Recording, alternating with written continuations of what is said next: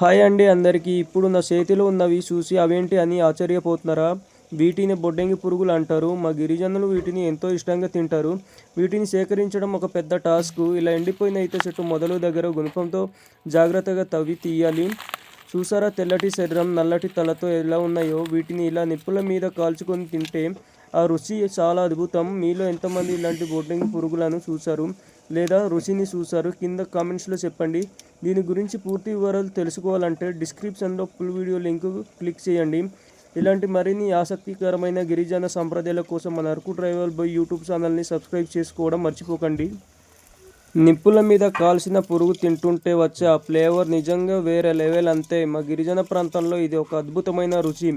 ప్రకృతి ప్రతిపాదించిన బొడ్డంగి పురుగులను దొరకడం అంత తేలిక కాదు. ఎండిపోయిన ఈత చెట్ల పొదల్లో దాగి ఉండే వీటిని ఎంతో నేర్పుగా సేకరించాలి.